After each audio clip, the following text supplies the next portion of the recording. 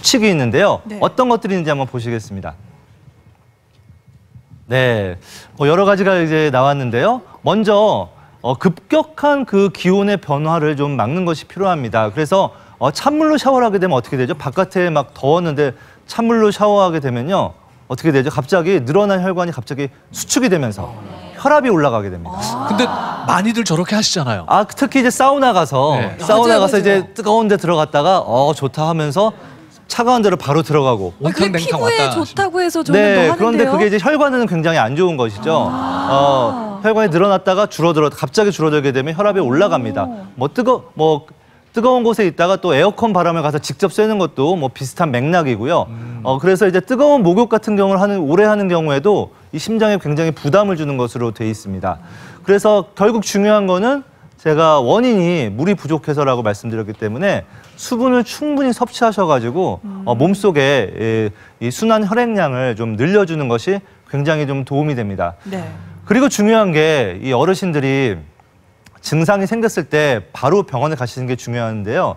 이 뇌졸중이나 심혈관 질환이 발생한다 하더라도 병원에 빨리만 가시면 요즘은 이제 의학 기술이 굉장히 많이 발달해서 또 큰 후유증 없이 치료가 될 수가 있는데 너무 늦게 가시게 되면 이제 시간을 놓치게 됩니다. 그래서 우리가 그걸 골든 타임이라고 하는데요.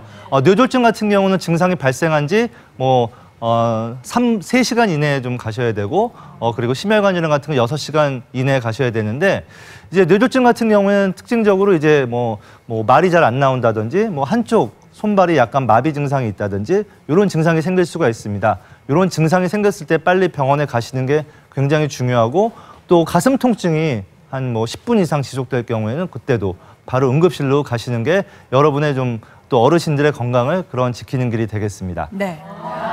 그러면은 노년 들어봤고요. 네, 이번에는 이제 신우신염 그리고 요로결석입니다.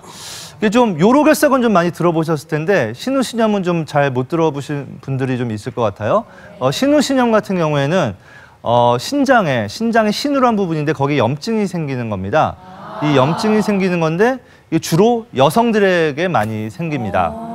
예, 얼마나 좀 많이 발생하는지 한번 그래프를 볼까요? 급성 신우신염으로 진료를 받은 숫자인데요. 보시면은 7, 8월에 역시 가장 많은 것을 볼 수 있습니다. 이 신우신염 같은 경우에는 일종의 요로 감염의 일종입니다. 요로 감염의 일종인데 신우신염이 어느 날 그냥 갑자기 생기는 건 아니고요. 방광염이 생겼다가 그게 세균이 위로 올라가서 신우신염이 생기게 됩니다. 그래서 여성분들 이제 방광염 자주 앓으시죠? 네, 방광염 자주 앓으시는데 이 방광염이 위로 올라가서 생기는 것이고요. 이 여름철에는 또 수분 KBS